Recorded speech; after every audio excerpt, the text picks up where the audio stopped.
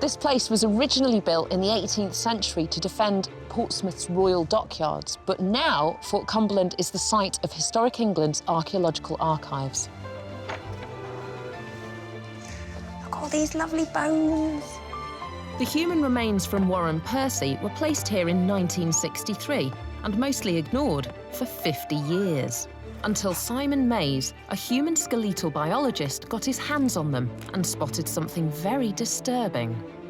Simon, hello. Hello. Good to see you. Good to see you. These are not articulated skeletons. They're bones all jumbled up together. We had 137 of them overall.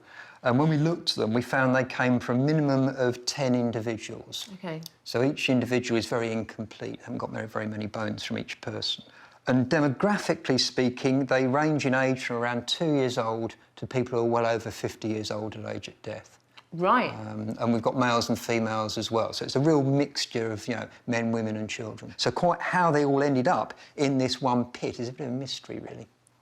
What is it about these bones that fired that investigative streak in you? What is it that you saw that made you go, hang on a minute, these are very odd?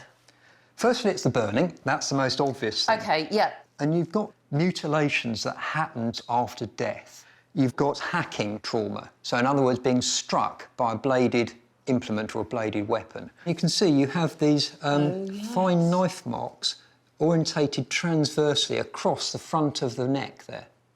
Right. Look at the pattern of burning. Right. What I think has happened is this person's been decapitated with a knife, and then the head, with the top view vertebrae still attached, has been put in a fire, which is why you have burning just to this surface here. So you've got decapitation, burning, decapitation, mutilation. You've got a sequence of events going on here. So these are people of all ages, hacked to pieces, decapitated, burned. And Simon's barely got started. So we also found some long bones that showed breakage. This is a tibia, your shin bone. That's right, so we're just above the ankle here. So we've got this clean break here. That wouldn't happen if the bone was old. You'd get a stepped, irregular surface. Right, so this was white and pink, fresh and bloody when that happened. I think it must have been. So this bone was broken immediately or pretty soon after death, before it had a chance to dry out. But also you've got this damage in this area here. So I think what's happened is that's where the blow has landed, a heavy stone or something, and then the bone was twisted to split it, hence this spiral fracture making its way up the bone.